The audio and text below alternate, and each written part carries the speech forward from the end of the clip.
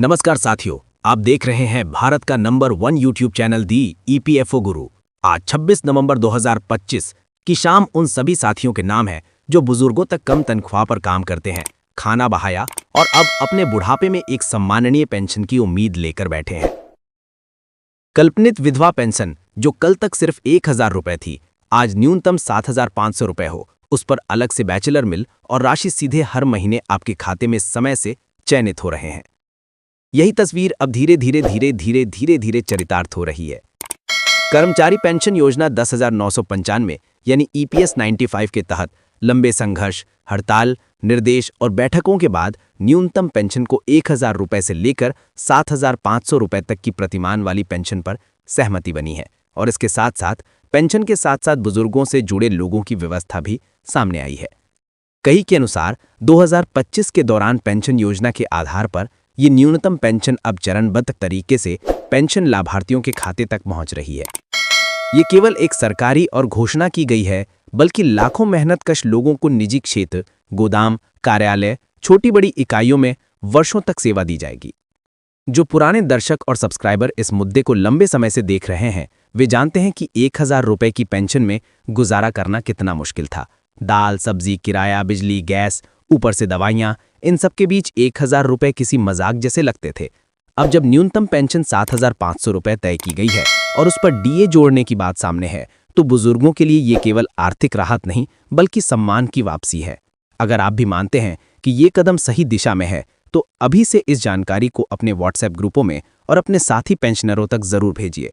और जो साथी पहली बार सुन रहे हैं, वे चैनल को सब्सक्राइब करके साथ जुड़ जाएं ताकि आगे की हर छोटी बड़ी अपडेट आप तक समय पर पहुंचती रहे। थोड़ा सरल शब्दों में समझें कि ईपीएस 95 योजना है क्या। ये योजना कर्मचारी भविष्य निधि संगठन के तहत 10,995 से चल रही है और मुख्य रूप से संगठित निजी क्षेत्र के उन कर्मचारियों के लिए है जिनका पीएफ कटता है। कर्मचारी के वेतन का 12% पीएफ में जाता है, नियोक्ता का भी 12% जाता है और इसी नियोक्ता वाले हिस्से में से 8.33% कर्मचारी पेंशन योजना में जमा होता है। यही 8.33% आगे चलकर आपकी पेंशन की नींव बनता है। सोच ये थी कि नौकरी के दौरान जो योगदान हो उसके हिसाब से रिटायरमेंट के बाद एक ठीक ठाक मासिक पेंशन मिले। समस्या ये रही कि न्यूनतम पेंशन 1000 रुपए पर अटकी रही, जबकि महंगाई लगातार बढ़ती चली गई। इसी विसंगति को ठीक करने के लिए अब न्यूनतम पेंशन 7500 रुपए रखी गई है और इसे डीए से जोड़ने का ढांचा तैयार किया गया है। यानी सिर्फ एक बार बढ़ाकर छोड़ देने की बजाय महंगाई के हिसाब से इसे समय समय पर समायोजित करने की बात है। कई विशेषज्ञों का मानना है कि यदि डीए की दर 50% के आसपास रहती है तो 7500 की पेंशन पर कुल राशि 11000 से अधिक भी पहुंच सकती है। ये कोई कल्पना नहीं बल्कि सरल गणित है। 7500 मूल पेंशन और 50% डीए जोड़ें तो 11250 के आसपास कुल पेंशन बनती है। जो साथी ये बात समझ रहे हैं, वे कमेंट में अपना अनुभव जरूर लिखें कि अभी उन्हें कितनी पेंशन मिल रही है और नई व्यवस्था से कितना फर्क पड़ सकता है। इससे दूसरे सब्सक्राइबर साथियों को भी हौसला मिलेगा। अब बात कर लेते हैं कि ये लाभ किस किस को और किन शर्तों के साथ मिलेगा।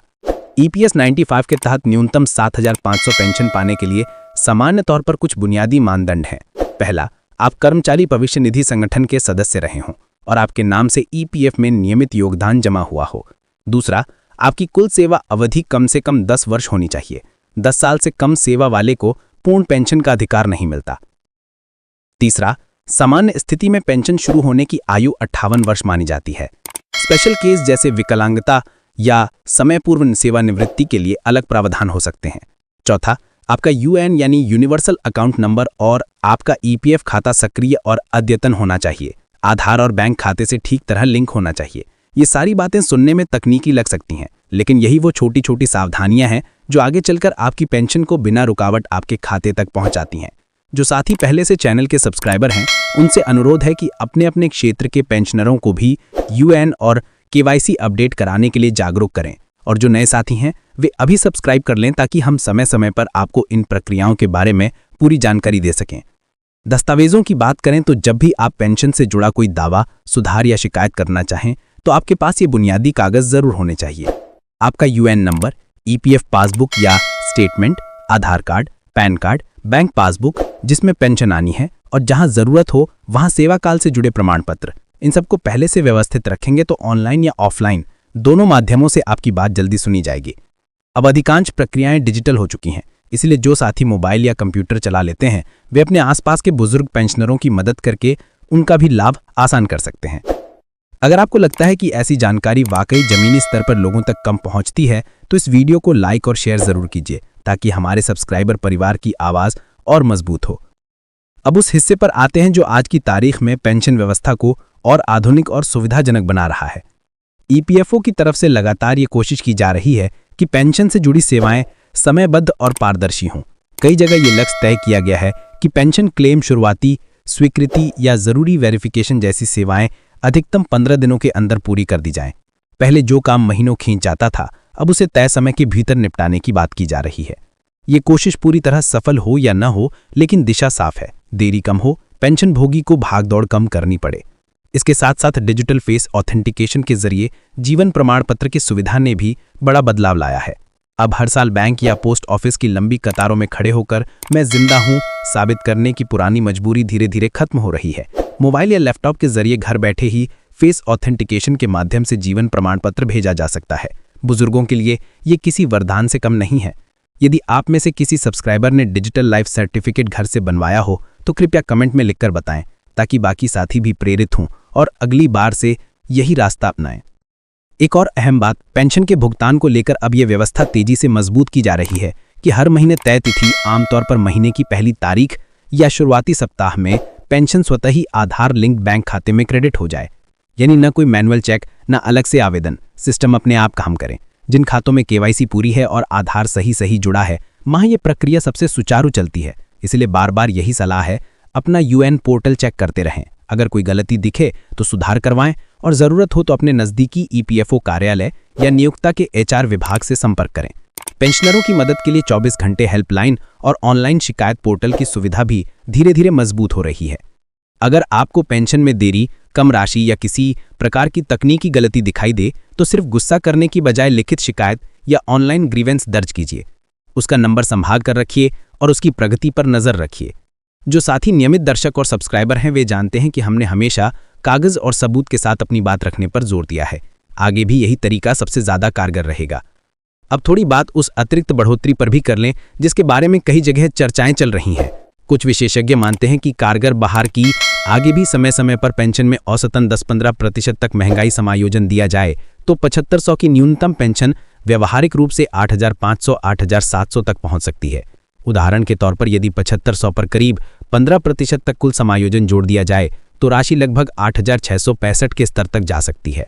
ये गणना सिर्फ इसे दिखाने के लिए है कि डीए और अन्य संशोधनों का मिलाजुला असर कितना बड़ा हो सकता है। जैसे जैसे कोई आधिकारिक लिखित आदेश आता जाएगा हम उसी के आधार पर आपको साफ साफ अपडेट देते रहेंगे। इसीलिए जो साथी अब तक सिर्फ वीडियो देखते हैं लेकिन सब्सक्राइबर नहीं बने वे अभी सब्सक्राइब कर लें और बेल आइकन भी दबा दें ताकि आगे की हर पुष्ट जानकारी सबसे पहले आपके मोबाइल तक पहुंचे। कुल मिलाकर ईपीएस 95 के तहत 1000 रुपये से उठकर 7500 रुपये न्यूनतम पेंशन, उस पर महंगाई भत्ते की व्यवस्था, डिजिटल जीवन प्रमाण पत्र, समयबद्ध क्लेम निपटान, ऑटो क्रेडिट और ऑनलाइन शिकायत प्रणाली, ये सब मिलकर देश के करोड़ों पेंशनरों के जीवन में एक बड़ा बदलाव ला सकते हैं। ये केवल आंकड़ों का खेल नहीं बल्कि उन अनगिनत परिवारों की कहानी है जहाँ दादा दादी माँ बाप ने पूरी जिंदगी काम करके गुजारी, इस उम्मीद में कि रिटायरमेंट के बाद कम से कम इतनी पेंशन तो मिले कि किसी के आगे हाथ ना फैलाए।